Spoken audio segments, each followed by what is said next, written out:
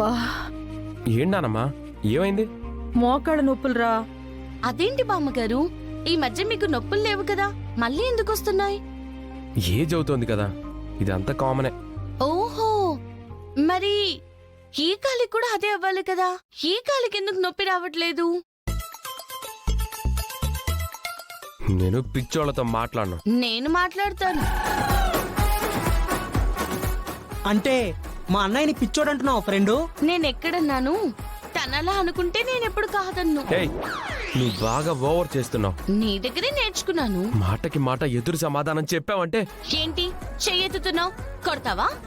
ఏ కొట్టాలంటే కొని తేవాలనుకుంటున్నావా? ఏది కొట్టు చూద్దాం. కొడతాను. ఏం ఏంటి చేస్తావు? కొడతావా? మాట్లాడు. ఏది? కొట్టు చూడు.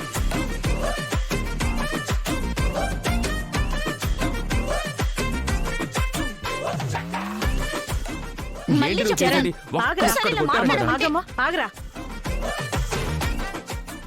లేకపోతే కొడతాడు, బెదిరించేస్తున్నాడు. బెదిరించడం కాదు, నిజంగానే మెడ పట్టుకొని బయటికి గెంటేస్తాను. అసలు నువ్వు నన్ను ఎత్తుకోనే లేవు. ఏంటనమ్మా నవ్వుతున్నావు? ఏం లేదురా, మీ తాత నేను కూడా ఎప్పుడూ ఇలాగే గిల్లి కజ్జాలు ఆడుకునేవాళ్ళం. వీళ్ళని చూస్తుంటే అది గుర్తొస్తుంది.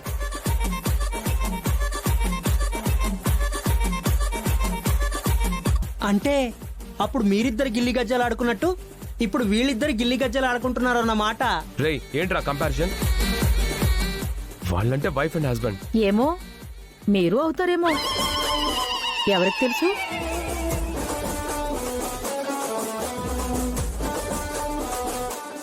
నానమ్మా, ఆ, ఆ, ఊరికే తమాషా కన్నాను.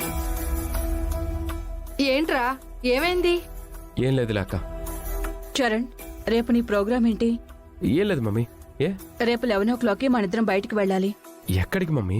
ఒక ల్యాండ్ తీసుకున్నాను, దాన్ని నీ పేరు మీద రిజిస్టర్ చేయించాలి. నా పేరు మీద? ఎందుకు మమ్మీ? నాకు కొన్ని ఫ్యూచర్ ప్లాన్స్ ఉన్నాయి, అందుకని. ఆంటీ, అంటే ల్యాండ్ చరణ్ ఒక్కడి పేరు మీదేనా, లేకపోతే చంటి పేరు మీద కూడా? వీడికెందుకు? చరణ్, రేపు రెడీగా ఉండు. సుమా, ఏంటండి? ఏంటి చరణ్ పేరు మీద ల్యాండ్ కొంటానంటున్నావు, రిజిస్ట్రేషన్ అంటున్నావు, దేనికోసం? మన ఇన్స్టిట్యూట్ బిజినెస్ బానే ఉంది, కానీ దాన్ని ఇంకా ఎక్స్పెండ్ చేయాలనుకుంటున్నాను. అందుకే ఆ ల్యాండ్ కొని మరొక ఇన్స్టిట్యూట్ కట్టి దాన్ని చరణ్కి హ్యాండ్ ఓవర్ చేద్దాం అనుకుంటున్నాను. మరి ఆ విషయం వాడితో చెప్పొచ్చు కదా. ఫ్యూచర్ ప్లాన్ అని కనిపించేస్తావు ఎందుకు? ఇప్పుడు చెప్పకపోతే ఏంటి, రిజిస్ట్రేషన్ అయిన తర్వాత చెప్తాను. అది కాదు, వాడికి ఇంట్రెస్ట్ ఉందో లేదో. పనిలో పడితే ఇంట్రెస్ట్ దానంతట అదే వస్తుందండి. యుఎస్ నుంచి చదువుకుంటానని ఇక్కడికి వచ్చి మ్యూజిక్ అంటూ తిరుగుతుంటే టెన్షన్ పడ్డాను. ఇప్పుడు ఆల్బమ్స్ ఊసి ఎత్తట్లేదు కదా, ఇదే కరెక్ట్ టైం. వాడిని బిజినెస్లో పెడితే నేను అనుకున్నట్టు ఉంటాడు.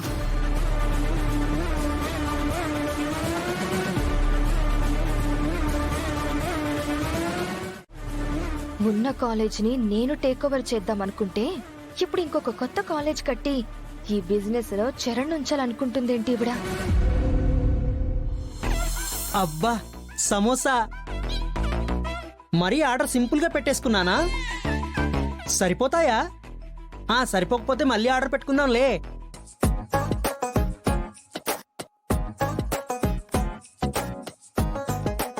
అక్షిత, వచ్చావా? రా, ఇదిగో సమోసాలు వేడిగా ఉన్నాయి, తిను. నాకేం వద్దు చంటి. చాలా బాగున్నాయి, తిను తిను.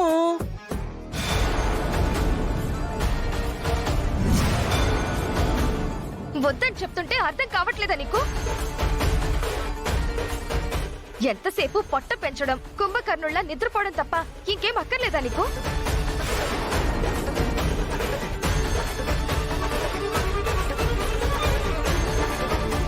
ఏమైంది అక్షిత, ఎందుకు కోపంగా ఉన్నావు? కోపం కాదు, ఇతన్ని చూస్తుంటే ఒళ్ళు మండిపోతుంది. అసలు నేనేం చేశాను అక్షిత? ఎప్పుడు తిని కూర్చోవడం తప్ప లైఫ్ లో ఒక గోల్ లేదు, అంబిషన్ లేదు. ఎదగాలి గొప్ప నవ్వాలి అన్న ఆలోచనే లేదు. ఓ నీ కోపానికి కారణం అదా? నువ్వు చెప్తున్నది కరెక్టే అక్షిత. నాకు లైఫ్లో ఏ గోలు లేదు, పెట్టుకోను కూడా. అదే ఎందుకని? నాకేం తక్కువ అక్షిత. అమ్మకు నా మీద కోపం ఉన్నా నాకే లోటు రాకుండా చూసుకుంటుంది. నాన్న బాగానే చూసుకుంటాడు. డబ్బులు కావాలంటే అన్నయ్య ఉన్నాడు. చిన్నపిల్లాడిలాగా ట్రీట్ చేసే నాన్నముంది. ప్రేమించిన భార్యవి నువ్వున్నావు. నాకు ఇంకేం కావాలి? అంటే ఇంకెప్పుడు ఒకళ్ళ కిందే బతుకుతావా? కింద బతకడం ఏంటి అక్షిత?